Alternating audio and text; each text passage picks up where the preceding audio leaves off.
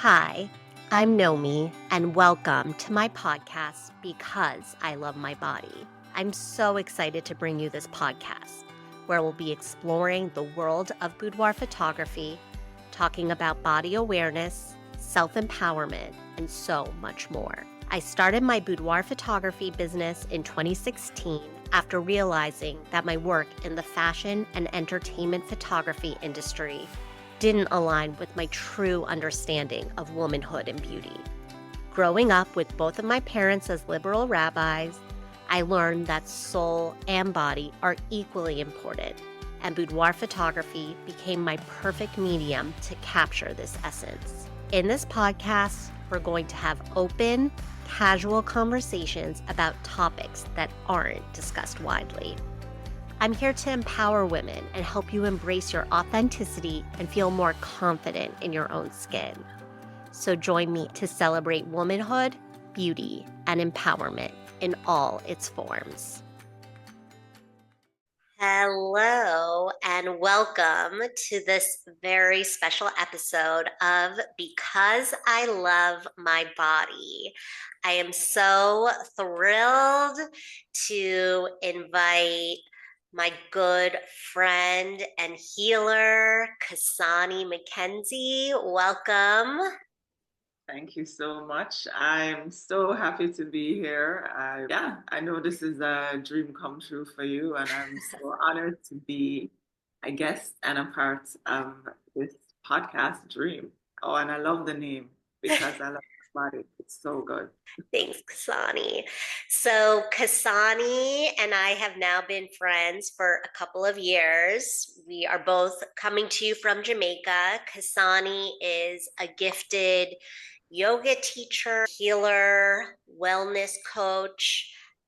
We met, I was doing one of your yoga classes, and we just vibed with one another.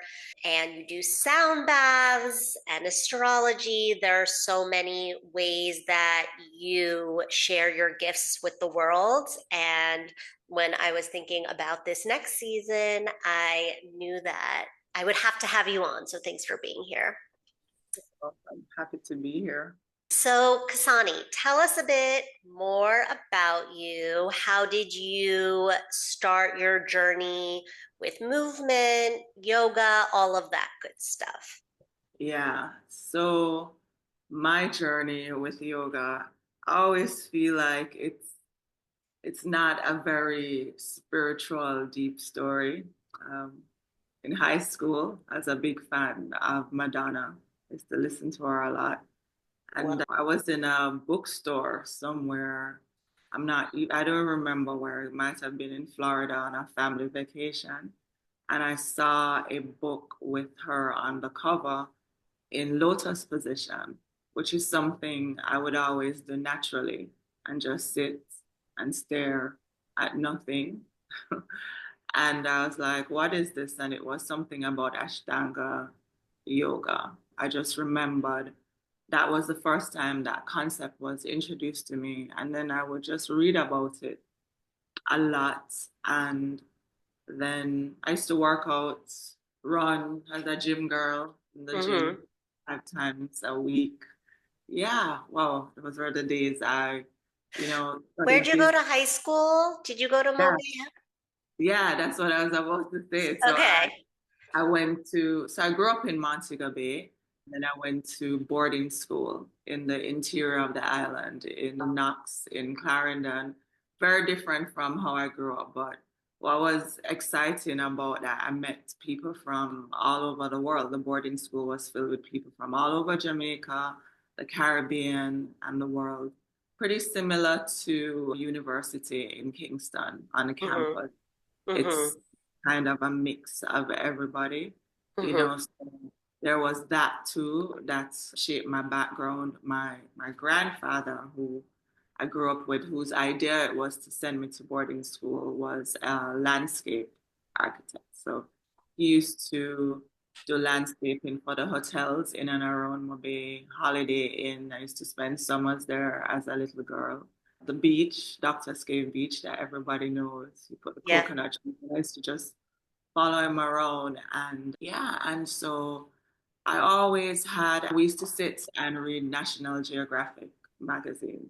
As a matter of fact, a lot of my travels have been inspired by some of the conversations and markings we would have in the magazines from our conversation. So I always had this, you know, this wanderlust, not Yeah, just physically, but also mentally. right, Just just always felt the need to explore a little bit more right, than my natural environment. And also, I did a lot of my exploring through the people that were in my environment, which have always been from all over the world. I lived in Unity Hall, it's a community here in Montego Bay, and my grandfather owned a villa. And so we just had people visiting from everywhere all the time. I would ask them lots of questions, hang out with the kids. And so yoga. yeah. So you always So had this wanderlust and an interest in the world around you. yeah, definitely. The world that was immediately around me, nature, obviously being outside, that's my thing. But also the world that I hadn't yet experienced, Right, the world that I would learn about through other people, right. you know, visiting here in Jamaica, like, hey, where you come from? What's that like? And like, just very curious. So my very first yoga class and yoga teacher was through this lovely being called Siobhan. She visited our gym. I just had a flyer saying there's a yoga class at the gym. I'm in my late 20s, early 30s. Uh, on Saturday, you should come, and this very tall, serene, calm British accents, sounding Irish. I later learned that her dad is Irish. Walked in and proceeded to teach a yoga class, which I hated. Like, Interesting. I hated that class. It was, Interesting. yeah, because I was doing kickboxing, running, all of these things. And as far as I'm concerned, they were working because I was trying to lose weight. So ever since I had my daughter, it's like there was just a layer of fat or a layer of anxiety that just wouldn't go away. And in the gym, like, the instructor would bring a punching bag. And Right. so we'd do circuits, and then you would get this time to hit the bag and kick and do all these things. And I'm like, yes, everything's gone. So in comes this yoga teacher, and she just asked us to sit, just to sit with your ankles crossed the way we do in yoga Mm-hmm. class. Close your eyes. I couldn't do that. I couldn't even sit. My knees were like this. I was trembling Mm. as my hip flexors were tight from all this running, no stretching. I felt really good, really strong, really calm until I took that first class. And then I was invited in that session to listen to the thoughts in my mind. And it Right. was just like, oh my God, what are you thinking? Sorry, yeah. Right. So you realized in that sitting the distance between a sense of calm And and where I was, where you actually were. yes. And it was very, the word revelatory. It was Mm-hmm. very, Right. and even the physical aspects of feeling strong, but not being able to sit comfortably in something I would do for hours naturally as a child. Right. And where that disconnect was, because if I knew this about myself, it wouldn't be a disconnect, but it was like like I believed the actual opposite up until then. And so being very type A, very, I must conquer this. I must understand what this is all. Mm. I must be calm. I must be Right. peaceful. That was my approach. Let me let me just kind of throw myself into everything about this, which is kind of how I do. I want to practice. I want to learn the philosophy. how do they eat, just everything. So kind of, yeah. I also want to share for the listeners that Cassanie is known island wide for her yoga and for various nutrition programs and running retreats. So if you're listening to this and you're in Jamaica, you know who Cassanie is. But I also just wanted to make sure that all the listeners know that, you're such a special soul. And I love that part of your story, which I don't think I knew, which is that you are very focused on cardio, which is obviously another important aspect of movement. And that there was this moment where you took your first yoga class in your late 20s, early 30s. Late, yeah, early, yeah. And that there was that shift for you. So you started learning from there. When was the professional journey? When did the professional journey begin for you? Yeah, that was also like a fluke. So at the time, I was now working at the free zone, like a free port, a free zone, and managed a team. And I was delving into psychometric testing there. Psychometric testing, like understanding the personality. And I was on my own yoga journey at the time. And it was time to take a vacation. And my teacher suggested, because I was like, where am I going to go on vacation? I was thinking I'm going to Mexico and learning something new. I was like, let me learn surfing. And she's like, well, you're going to be gone for that long. Why not do a yoga teacher training? And I'm like, at the time, I think I'm the worst student. I'm not thinking I could ever do anything like that. I was leaving Pier 1 like at 6 a.m. Pier 1's the happening spot on Friday nights in Montego Bay. Full disclosure. So for all of the people that don't know this about me, or people who think that, oh, so I would leave Pier 1 where I would be drinking and smell like smoke and try to get to my 7:30 a.m. yoga class in the morning. One of the things I wanted to set is I would always be late. I would always be the person that was late to class because I have this lifestyle that is my healing journey. That's how I let off steam. I work all week. One morning I decided I didn't want to be late, so I don't have enough time to go home and change. So I'm just gonna go in my Pier 1 clothes. Amazing. It was in the garden of someone, Keisha, who became my very dear friend at the time, but I was just meeting everybody really. I remember walking in, the teacher looked up the class and I kind of looked pretty defiantly at everybody like, I'm here, okay? Yeah, right. And there was no judgment. There was just kind of like, it was very loving and open. So that was also a thing. Where was I? I was saying something. I need to look back to it. You were saying how you started doing yoga even in your party girl phase. Oh, yeah. Okay. So you were asking me how the professional journey started. Yeah. So I'm practicing. I'm convinced to do a yoga teacher training with absolutely no intention of being a yoga teacher.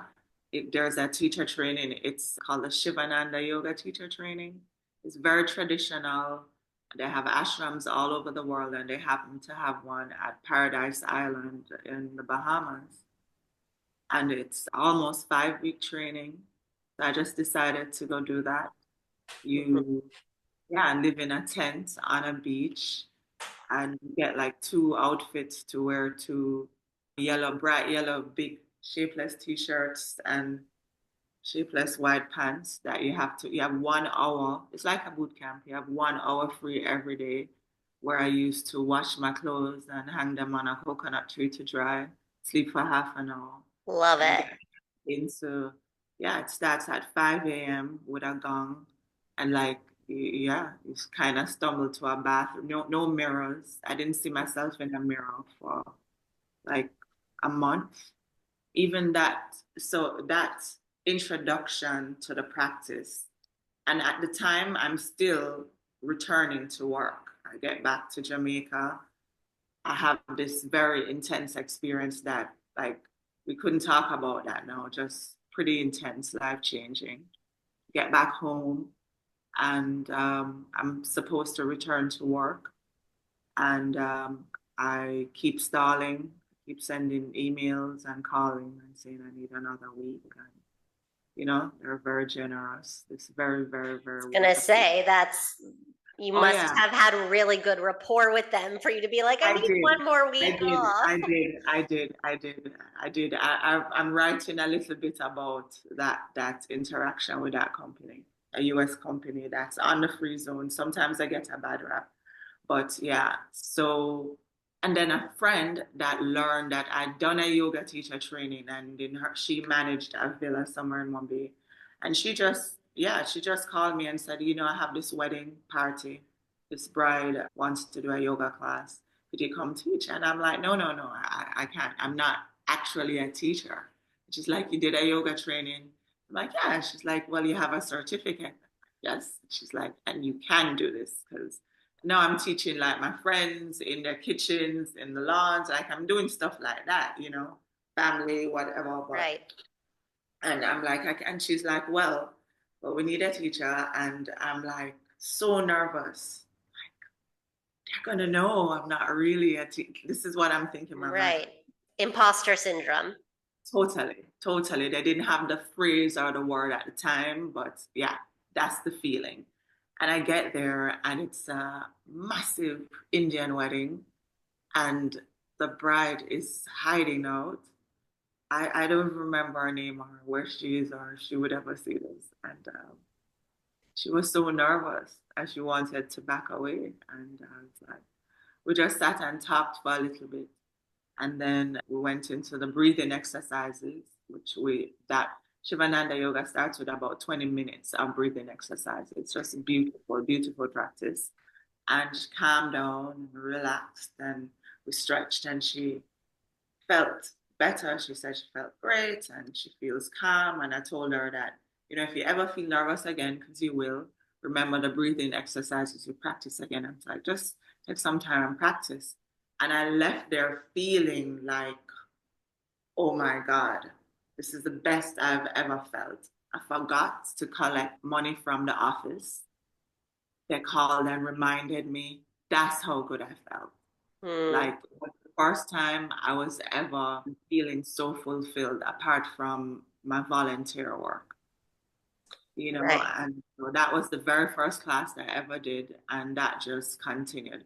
And that's part of the reason why I feel like when you are doing your purpose, you kind of know because doors open. There will be challenges and obstacles, but the beginning of the journey was very easy and open like that. And I never went back to work as a team manager. I was asked back to the same company when they built this wonderful gym to come in and teach yoga to the staff. It's like when people are like, I ran away. It's like you ran away to yoga. Like you were introduced to it and you never went back. You immersed yourself in it. Yeah, and kind of went back in that world, but now with something that I could help people with to, find some freedom, some space, some freedom from physical pain and ailment. I So would love to hear your perspective of what does yoga mean for you? I think in New York, it's a bit more aerobic. I mean, it's definitely movement oriented here as yeah, well. But yeah. what does yoga mean to you? Well, firstly, I have to say it's evolving. It's evolving all the time. What it means for me right now is very different from what my understanding and what it meant for me when I started. So, first thing, it's a practice, a lifestyle practice. It's not a movement practice. The Hmm. movement you do in class is to affect the movement that you do the other 90% of the day. That's really what matters, even how you sleep. So that 1 hour you spend in the class on the mat with the teacher is a very tiny but important part of the practice. And the most important part of that movement practice is the breath. It's the thing that unites us all. So yoga means union. And sometimes we don't really understand what that means. The breath connects us all. It's the baseline of the practice. So but what people are really familiar with, especially in this world of, mass media, social media, just looking Yeah, at things visually, the things that are visually stunning are the poses and the, you know, body transformation. Look, the before, the after. right. That's kind of what hits you. But think of an iceberg. And we know that what's on the bottom of the iceberg is the meat of it. What you're seeing is the top of the iceberg. Mm, What can be felt and experienced in terms of how it can transform your life, your relationships, your finance, just everything. That's kind of the thing that we can't see. That's the thing you have to experience. And so that's part of what yoga means for me. And I will say, that looks very different for everybody and also at different stages of the journey. Because all of that, when I just began, looked very different from what it looks like now. And it's constantly evolving.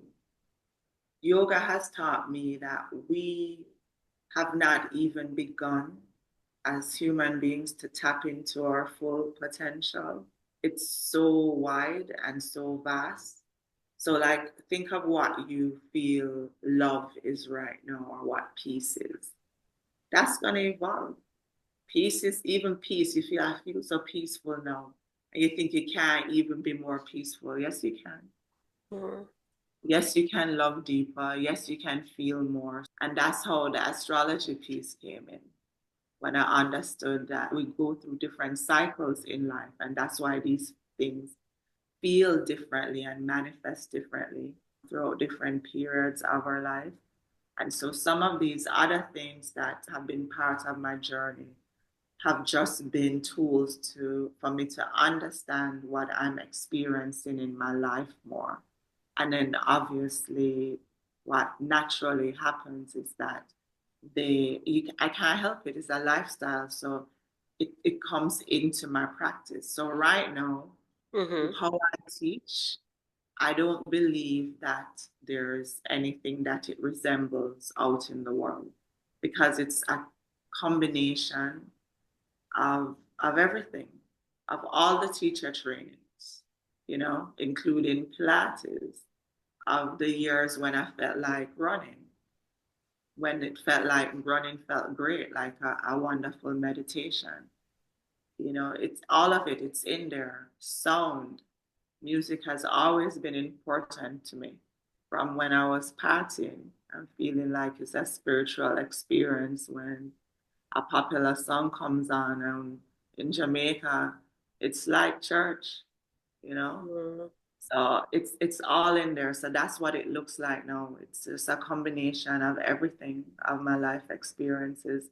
And that's how retreats came about, because you can't get the whole lifestyle in a class. But in a week, I Right. can introduce you to the practices that have helped me and countless other people that have shaped the person who I am. So some of what you're experiencing in my presence or, whatever, it's just, this is where it came from. This is how you too can help your family. Absolutely. The interdisciplinary nature of your energy and how you teach and how you integrate all of these different components does differentiate you. And it makes it feel like you're this well of knowledge, like it just grows deeper and deeper. And I would love to go into the concept of movement for, I'm not even going to articulate it as well, but for the sake of movement, or when we were chatting the other day, you're currently on a cleanse. And I want to go more into that because I think when we think of movement or we think of cleansing, we think about it in terms of weight loss. Yeah. And the conversation we had was so interesting because it's so separate from that. And Yeah. I think that is worthwhile for us to chat about now. Sure. Yes, I'm so happy to talk about that because, again, weight loss, that's the big catch thing. That's the buzzword. That's how you can draw everybody in, right? It's still the tip of the iceberg. And the deeper you go, the more inconsequential that becomes. Movement is not just for movement's sake. The process of yoga is for deeper awareness to feel more. Fat, adipose tissue around the pelvic area in particular makes you feel less. That's your feeling chakra. That's your womb. And so the cleanse I was telling you about, so it's with this lovely, lovely human being. Happy Womb Club, if you happen to listen to this, or maybe you can tag her. Yeah, I will. Happy Womb Club. Yeah, she runs this program of doing a womb cleanse. A I womb cleanse. I love that. I'm in the middle of it right now. Yeah. And I feel it. I feel it. Like it's Yeah. changing so much. So this is what I'm saying. So just going back to a little bit to what I said about different cycles. So Right. in the beginning, what I experienced as my womb, I wasn't even experiencing my womb. I got pregnant. I had a baby. I know all the physical stuff. I've always had cramps, bad periods, heavy periods. And then yoga periods are not so heavy anymore. I'm doing lots of hip openers. You know, I do challenges. I want to get into the splits, all of that, the physical stuff, right? But there's still other stuff. There's still bloating, indigestion, and there's all these names that women call it. You know, PCOS. Some people have fibroids, heavy bleeding. All of these physical issues, they tell you it's normal. They say you're going through menopause. All of these things. None of these things are normal. Your womb is, and this is not about whether you have children or want to have children or not, right? The womb is the creative matrix. It's the portal to life. It's like a literal portal. Every woman is gifted and walking around. Yes, I'm also speaking to the women that have had hysterectomies. Even if you've had a hysterectomy and no womb, it's a phantom limbs. You know, Right. if you heard of that, Right. they cut the limb off, but they Yeah. still feel it, the pain, the Mm-hmm. movement. They're actually experiencing the energetic body. Right. So our inability to see or feel your energetic or emotional body just has to do with how sensitive this physical vessel is.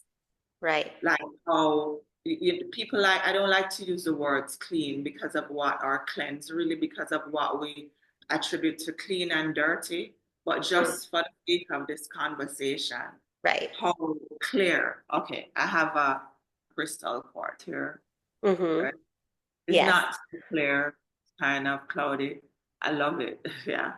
And so there's this one, it's a little bit like clearer, right? So Right. this one catches the light more. Right. It picks stuff up more. So you're think of your body like a crystal quartz. It can catch more light. It can pick up stuff more. So and there's things that you can do like yoga, like really paying attention to healing your womb and your pelvis and your creative matrix.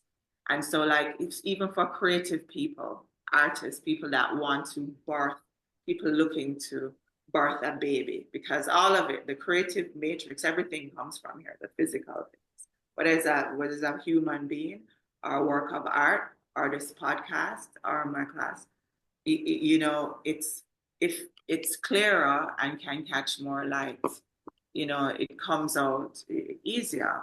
It's more relaxing, it's more loving to your nervous system. It's more healing. Right. So using a cleanse as a tool of being more receptive to what is meant to come through. Right. More including your intuition, your ability to pick up more, to see more, to be in the right place at the right time. Like in the spiritual world or wellness world, there's a lot of talk of meditation and magic. And for a lot of skeptics or logical people, they're not drawn to it because they feel like, oh, you just sit there, and close your eyes, or you just stretch and then magic happens. On some levels, yes. But as you go through your cycles and you go deeper into this work, you also go deeper into what you want, how much light you want to bring into your life, and what you want to do, and how the going needs to be. Like, for instance, you may feel like at one stage in your life that you need more energy, you need more get up and go. So you go into the gym and you're lifting weights, and that's amazing and that's great. But you may want to get to a place where you want to be more magnetic.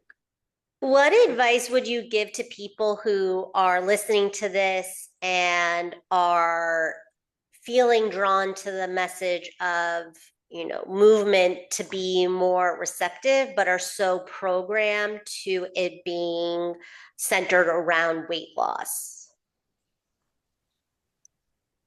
I would say, how do you want to feel? Like, focus on how you want to feel. Most people want to lose weight to feel something, more seen, more desired. Like, keep going back, keep walking the steps back, because when you get to the original thought, the original idea, Mm-hmm. that will help to solidify exactly what's going on, and then you will see what you need. Because make no mistake, what I'm talking about is deep work. It's deep work in that it will take a lot to, in terms of working with me, it's a week at least away Right, from your regular life. And right. with our schedule, there will be prep work that you have to do before you actually get to Jamaica or whatever country we choose, because there are those options as well. And yeah, and then it's everything, because we work with herbs and Mm-hmm. fruits and plants, all plant medicine, including those that we call psychedelics, which are just spirit plants, that speak to a different body. Like I said, we have different physical, mental, emotional, energetic body. And so we use all of those things in terms of getting you more magnetic, more of an attractor. Yeah. So I love all of that. And you've definitely taught me more about the role of plant medicine in terms of healing. And I want to go back even a little bit more. What would you say to someone? Because I mean, people fall all over the place on the spectrum of, well, I move because there's this fear around my body size and wanting to make sure it's X. What about people who are having conflict around even moving their body? Like they're not engaged in a certain kind of movement or food practice that is perhaps more nourishing rather than less. You mean somebody basically just wanting change, but they're starting from scratch? Exactly. Right. And have, just to rephrase the question a little bit, and they Yes, have a please. comfort around movement in general. Correct. First thing I would say, that just start where you are. No matter what you see at the end, you see somebody in a full split. Like, I wish I had a picture to show you what I look like, starting like. So, first of all, just dispel that myth. I have people say to me all the time, oh, Cassanie, I'd love to come to yoga class, but I'm not flexible. And I'm like, luckily, there's a teacher at this class, and that's where I'm instructing. And no one is expecting that. That's all in your head. And Right. shop around. Shop around, I've said to people. Yoga is so mainstream now that you don't have to stick with the first teacher in the class that you go and you like and assume that every single class and every single teacher will teach the same way. I'm sure it has to have happened where somebody has come to my class and it's just not their thing and they've found another class and vice versa. So I would say to that person, you will find the teacher and the practice that's right for you. It doesn't matter where you're starting from, it just matters that you're starting. Nowadays, you can find a beginner's class, you can find a free class on YouTube, you can book an online class with me. I like to start people with a private package. So I do 10 classes as a package Mm-hmm. and we set some expectations. So I have a conversation with you and I use everything in this conversation. We might just talk or I might, ask you your birthday because I Right. want to learn more about your emotional nature through your moon sign in astrology. It can be anything. And from this conversation and I'll talk about your health history, food choices, medication. We will design a 10 class practice, private session, one-on-ones. And this is geared towards moving you into a group class, which is geared towards moving you towards a personal practice. Then it starts to seep over into your lifestyle. That's the end goal. That this practice gets into every aspect. You wake up, your morning routine, how you have conversations, how you reach for stuff in your cupboard. Instead of like balancing over, you're now doing tree pose where you're balancing on one foot comfortably. You've logged hours into that. And so you reach differently. It's things like that, how you sit down, how you stand up, how you get in and out of your car. So that's the start if you're starting with me. Or you might want to come to Jamaica for Yeah. 7 days and have it in person and work with me and some of the wonderful people I work with here and do the whole thing. I would love for you to share. You've mentioned the private 10 class, like private sessions with you. What are some other ways that people can connect and work? I know you have a retreat coming up in the spring that you and Tilly are running. Would love to hear a bit more. How can people connect with you? So the quickest way, the easiest way to, kind of get a feel and sense of me and find out more about what I do, even though I don't post that much, is on my Instagram. I'm sure, I'll tag yeah, it. you'll tag it. And then from my Instagram, it will lead you to my website, which you can read a little bit more about some of the things I spoke about today and see some of the things I've done in the past. And you'll also see what's coming up, which is one of them is that retreat that I mentioned, which is a spring cleanse, which this is the time of year that I talk about this the most. The actual new year, the actual new year. Winter is done. All of these things that we live in on the earth isn't just here having like cycles and we're independent of it. This is why the moon affects all water, shorelines, the tides rise, they lower. Our body is made up of 70% water, are completely being affected by the cycles of the moon and the cycles of the earth. And the earth goes through a time of, and in different, the north and the southern hemisphere are very different. So I live in the northern hemisphere, and the southern hemisphere would be the opposite of what I'm saying. And in and around March, the spring equinox, things start to reawaken. You feel it, you smell it in the air, especially if you live or come from places with harsh winters. I like to travel to, up north when it's spring. I love the crisp air.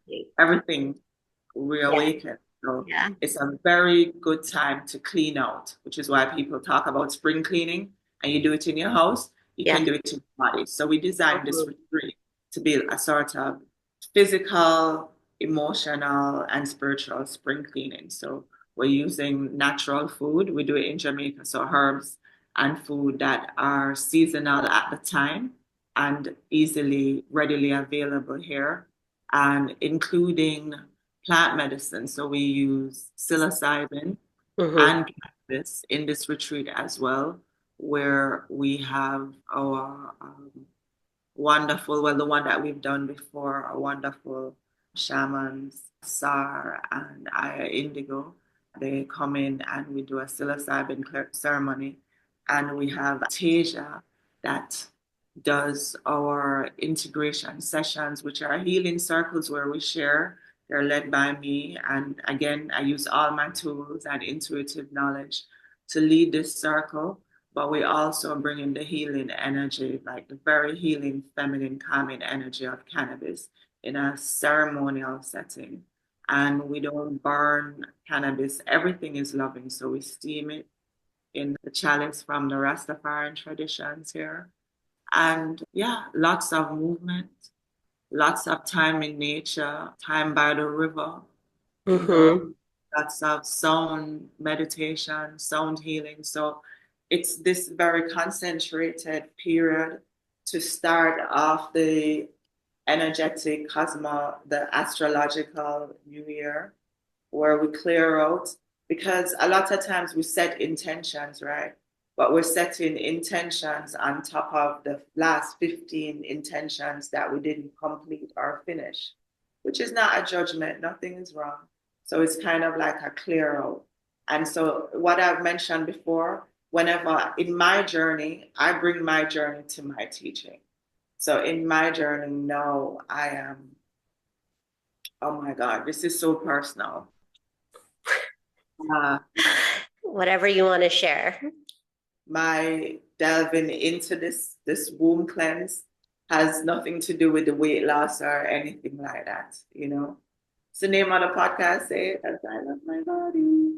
However, one aspect of my life that I would say there are opportunities for development are my personal relationships.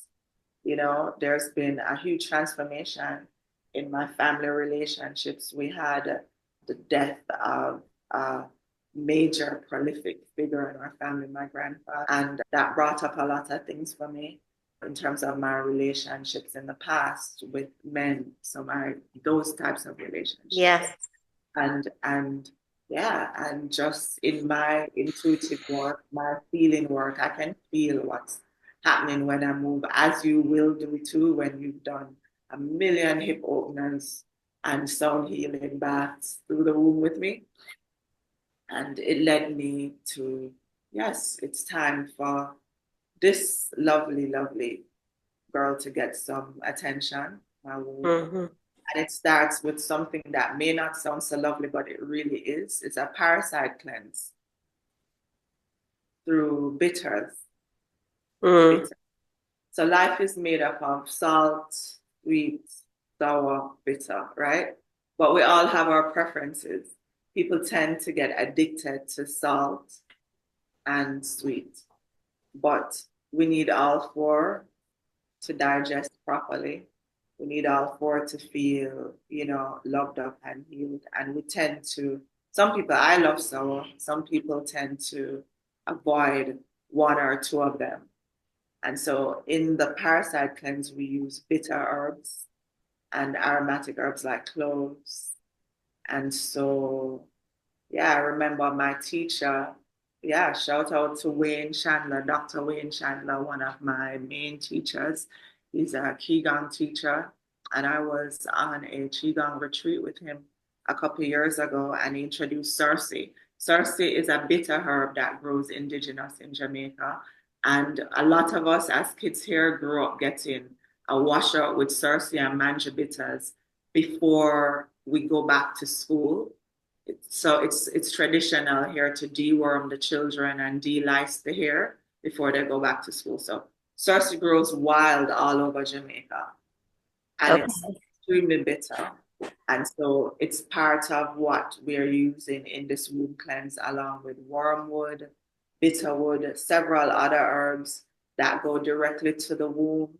raspberry leaf to soothe it. And yeah, it's wonderful. It's great for even people trying to conceive or having issues with conceiving.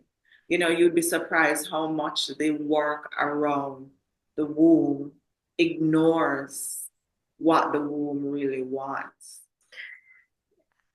I mean, And that does not surprise me. I mean, but yeah, it's unbelievable just yeah, witnessing how and there's so much disconnected we are from trauma. our womb. We're disconnected and we have so much trauma around there. So rather than, you know, getting into and not to say like getting into the issues and the cycles and talking it out, not to say that doesn't help. But for all of my people out there, sometimes people have issues speaking about things that are difficult and emotionally charged, you know, and you just want to get in there and do the work and do the healing and clear out the mucus and the gunk and unblock the tubes and Hmm. free up the hips.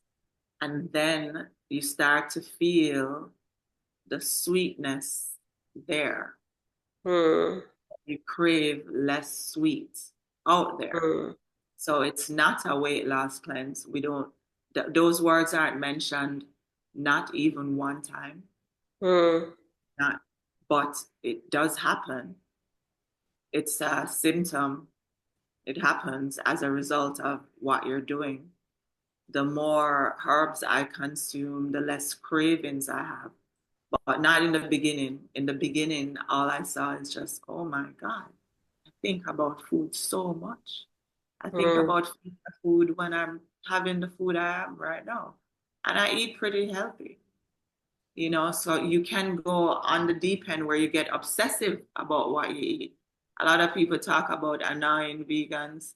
You know, you can easily become one by just constantly be watching and checking and on this cleanse and on this juice, and you need to like that's also out of balance. Hmm. What you want to do is feel more, and I'm telling you, we feel the we know sex we feel it's not you can feel all the way up in your womb, Hmm. and so this cleanse is kind of doing this Hmm. as opposed to this Yeah. to the womb in terms of the feeling and the sweetness and the your taste buds change. They Hmm. become way more sensitive, so you can feel more in the food. You definitely eat less because it's like it would be overwhelming to have like a whole massive plate of sensory explosion three, four Right. times a day.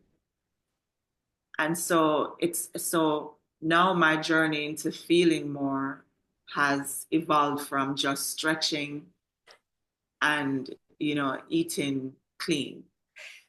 It's moving the cleanse from like cleanse, removing to more this like nourishment, giving your body what it needs.